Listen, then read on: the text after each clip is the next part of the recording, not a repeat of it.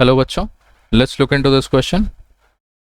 So I hope you can see this. I'll just reduce the video palette a little bit.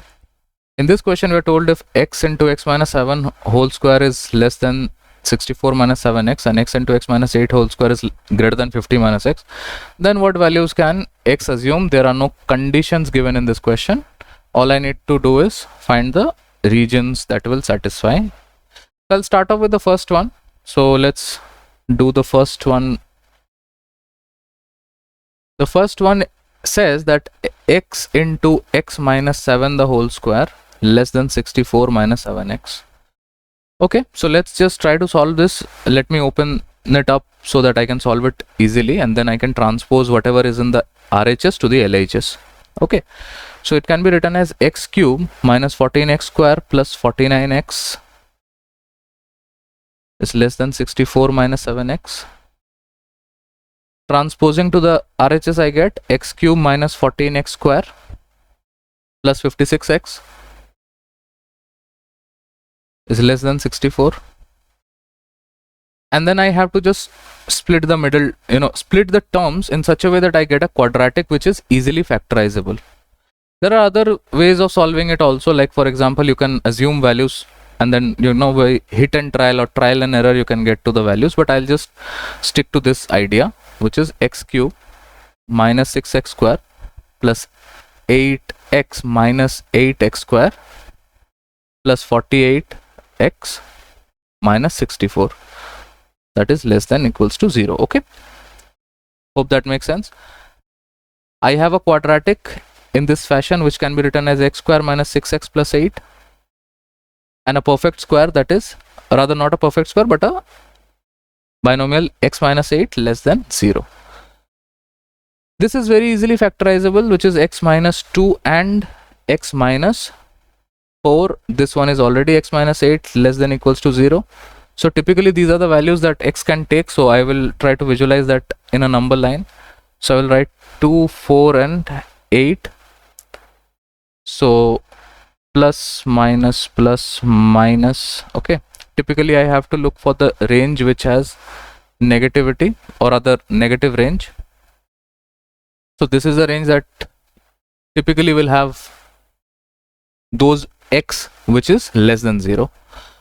Now we'll have to do a similar thing for the next expression, which is x minus, I'll do it in a different color, so probably this one, x into x minus 8 the whole square greater than 50 minus x.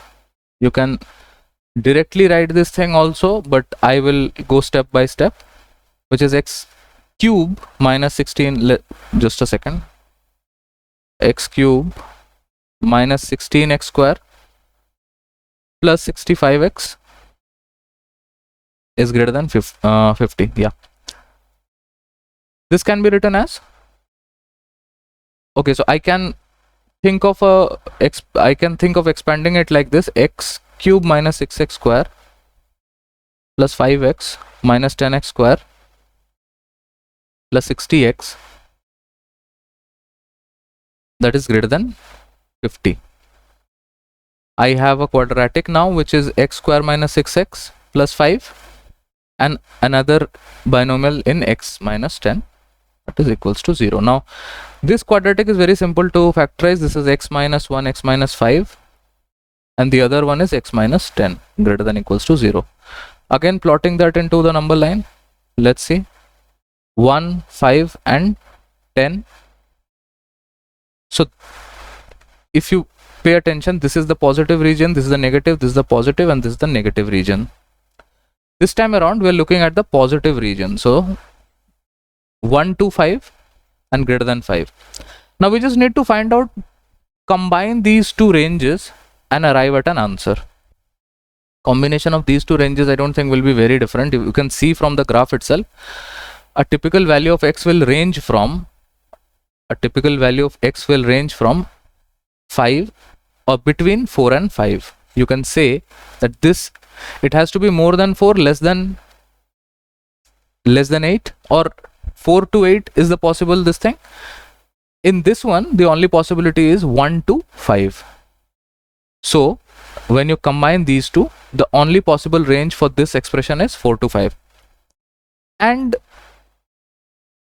obviously between 4 and 5 there is only one possible value with pi. You need to know that value, that is pi root 2. Pi root 2 can be the answer to this question, that will lie in 4 to 5 range. Now let us go and see in which option it is given. So it is given in option number B. So option number B has to be the correct answer. I hope you understood this well. Thank you.